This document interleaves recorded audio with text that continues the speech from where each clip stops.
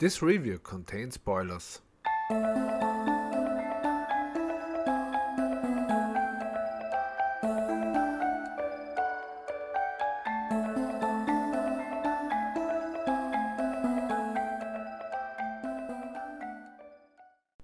We start with Camilla, who is sitting in bed and does say a prayer.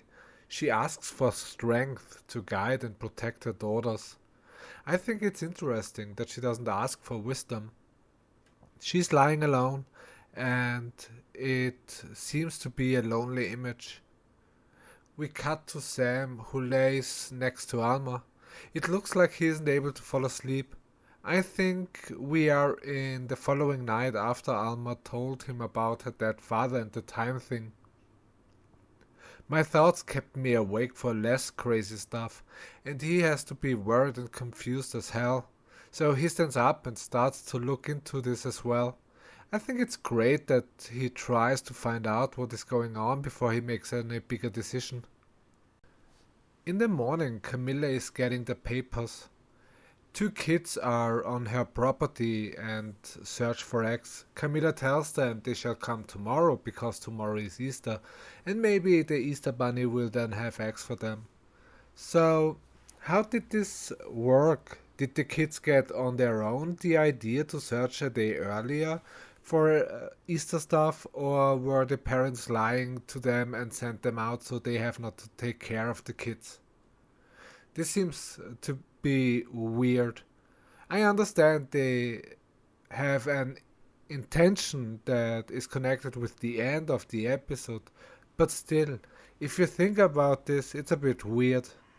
That is my first negative criticism of the show. A minor one, but still. We come to the Easter thing later again. So, here is the setup. Camilla is smiling and positive and tells the kids they shall come tomorrow. We jump back to Sam and we find a CD or DVD on which Jacob is playing with his kids. Sweet video. It is interesting for me that Camilla is talking about the rules while Jacob is the playing part. I said this already in the review of episode 2 that I think that Camilla was the person who brought order and was the strict person and Jacob more the fun and chaotic person. In this episode it's more about Sam and Camilla. So Sam is still doing some research. Alma comes out and she is surprised that Sam didn't leave. He's like, why would I? They joke a little bit around and Sam tells her that he did some research and that even if he doesn't understand what she is going through, he wants to help if he can. On his research, Sam stumbles upon a commercial of the Global Creation Associates. I love this commercial. We see this slightly futuristic world with flying or levitating cars, huge city, space rocket, provide clean water and air in cans. We do everything to keep us healthy and we see a ton of medicine. And by the safe part we see a jet which destroys a warehouse. This sounds like a company who wants to rule the world. I love this though. This commercial was amazing. Back to Camilla in the church. She is talking to someone and gives her advice. The priest praises the good work she does and gets the opportunity to candle candles in tonight's service. He then asks about Alma. She tells him that she thinks that Alma doesn't take her medication.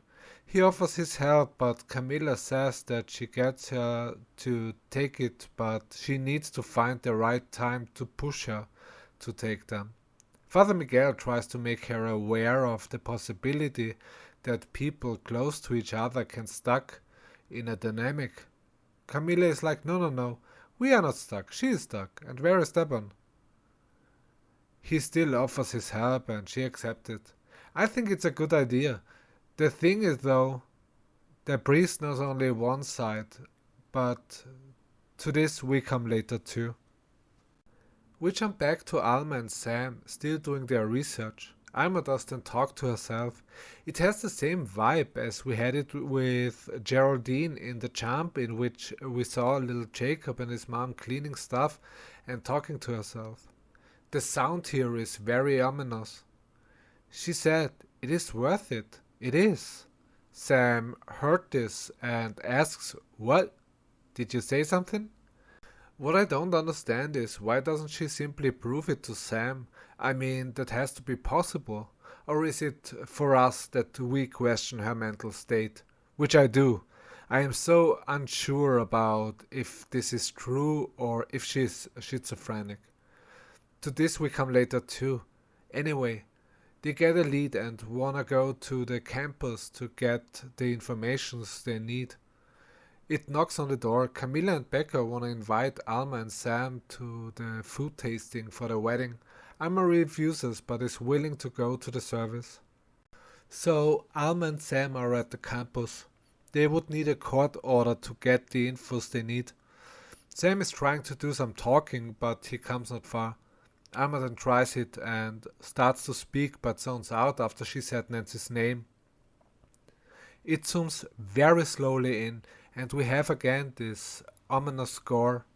Nancy is confused because Alma zoomed out, looks at Sam, and when Sam looks at Alma, she starts to speak. She speaks about Nancy's sister who disappeared, even tells the name of the missing sister. So Nancy is willing to look into this and brings her a folder and Alma can make photos. While she is away, Sam is like, "That was amazing," and is asking if she got this all out because of Nancy's screensavers. She explains that she experienced this. Sam has no clue what he shall do or even what is happening.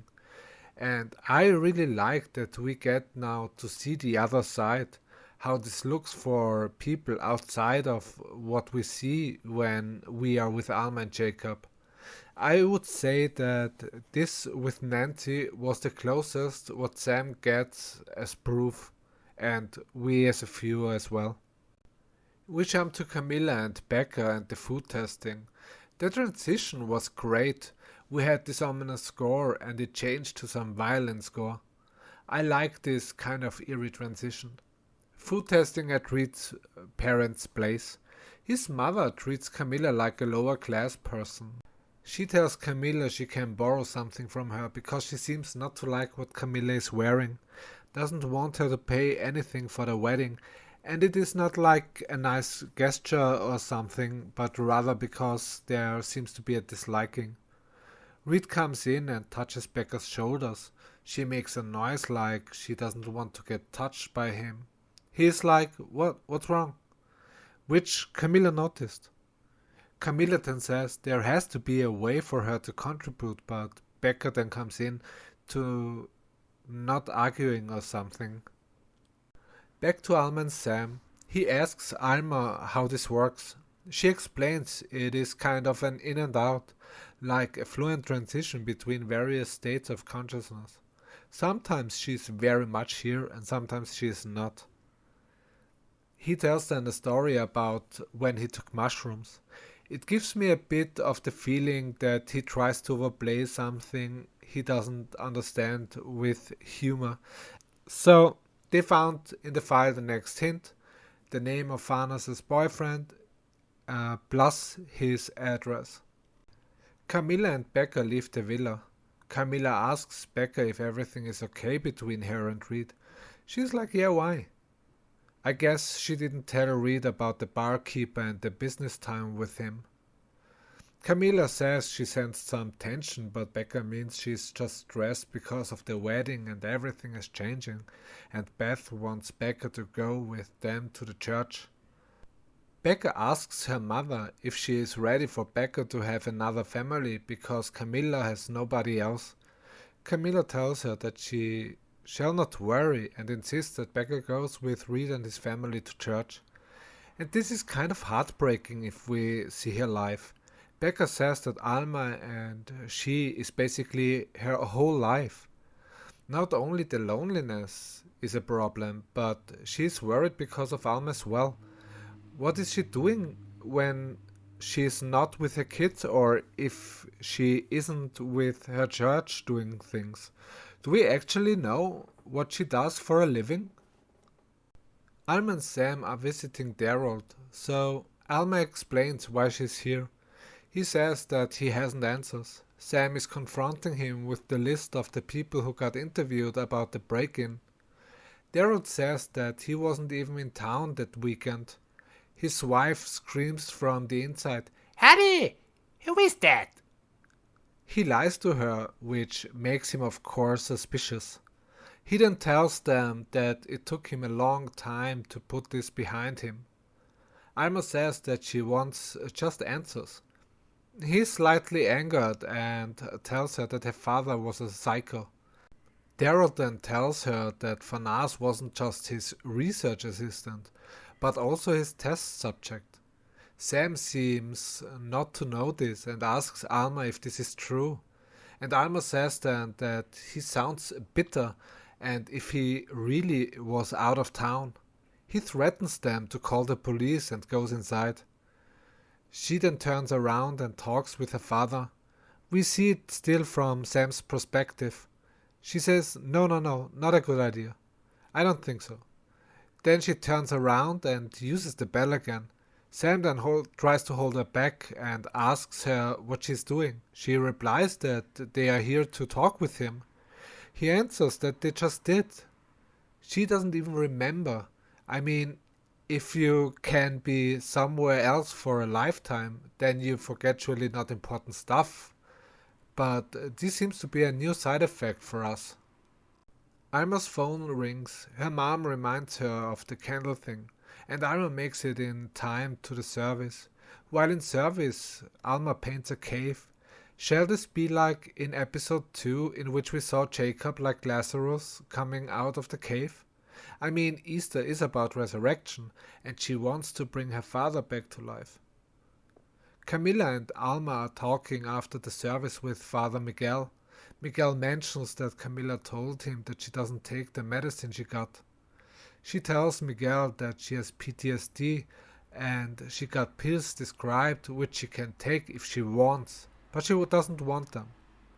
Alma turns then to Camilla and says, "Thanks for going into my purse and filling the description for her." That is new for Miguel and asks if this is true. They start then to argue and Miguel is then like, "Hey, how about giving Alma some space?" Camilla doesn't believe what she's hearing. He argues that the choice is with Alma to take them or not, and if she doesn't want to, then Camilla has to accept it. Alma praises the priest for his wisdom and says goodbye. Camilla is like, "What was that?" Miguel is like, "Please stay calm." She was going to get her to take the pills and now she will never take them, Camilla said. He then says something very true. If people don't want to get help, then you cannot force them to take it. She replies that he doesn't understand how serious the situation is. She tells him that she is speaking to somebody who isn't there. He of course compares it to prayers. And she is saying that this is not the same thing at all and that he doesn't know what he is talking about and leaves. What I don't get is why didn't she tell the priest this? That would have been an important fact. He would have had said something different when he knew of the possibility of schizophrenia. We know of Geraldine, who was schizophrenic, and maybe her father was too. That would change everything. We are back at Sam's place. He is still doing his research, watches a video of Jacob doing a ritual. Camilla enters the room and looks, and after a short pause, she asks Jacob what he is doing. He says he is working and turns off the camera, which makes Sam confused. Alma comes back at home and asks if he knows anything new. Sam then suggests that they take a break from all of this, but Alma is like, "You got a mail." And she sees the guy, which we saw in a jump, but the name is a little bit different. Instead of Vanderhorn, it's Benderhorn. I watched it again and Jacob called him Vanderhorn and not Benderhorn. This and the combination of what Sam said with Nancy, I mean, if Alma connected the dots and guessed all of this, what she said because of the screensaver on the PC, made question even more that she's probably sick, but I'm not sure. And this was actually the first time that we saw something which wasn't from her. I mean, in Nancy's case, we didn't see anything, since the point is for us to see it as an outsider. But all the things she sees and experienced could come from her memories and stories she got told. Sam is like, that seems to be dangerous, and maybe they shall leave this alone. Alma is like, are you kidding me? We are close to someone, and she is not taking shit from anyone ever again. So Sam gets more and more worried. We cut to the next morning. Father Miguel is waiting for Camilla, but she is at home. She gets the papers like yesterday, and the kids are here too. The kids don't find anything, and Camilla goes inside without saying anything to the kids. So she didn't prepare anything for them. As I said, this with the kids was a bit weird that they came both days for the eggs, but the point is that she isn't like she was yesterday. We started the episode with her praying for strength, and she seemed to be positive and energetic, and now she's depressed. That doesn't mean that she will stay depressed, but it was nice to see her development in this episode. From hey kids, come tomorrow to help other people, to be kind of insulted by Reed's mom, that Becca did go rather with Reed's family to church instead of her, the Alma thing. That's a lot. The show makes such a good job of making you guessing and theorizing what really is happening. I mean, I have no clue if this time thing is real or not, or if she is schizophrenic. It is such a great experience, and to see it from another perspective was a nice choice. I'm a bit worried though about the plotline with the kindergarten and the drowning boy, and if Tunde fired her for being crazy. Worried is a too big word, but we have only 2 episodes and we didn't touch this topic anymore. So, this was my review of episode 6. What did you think about this episode? Let me know in the comments below. If you like this video, please give it a thumbs up, subscribe to my channel and hit the notification bell. Follow me on Twitter, you can find the link in the description box down below. Thank you for watching, have a nice one, you take care, see ya. While no one knows what the future holds, we're deciding it. We make the dreams that advance humanity, provide clean water and air. We do everything to keep us healthy and safe, and we even develop energy systems to keep all of this dream a reality. We never forget who we work for. What the hell was that?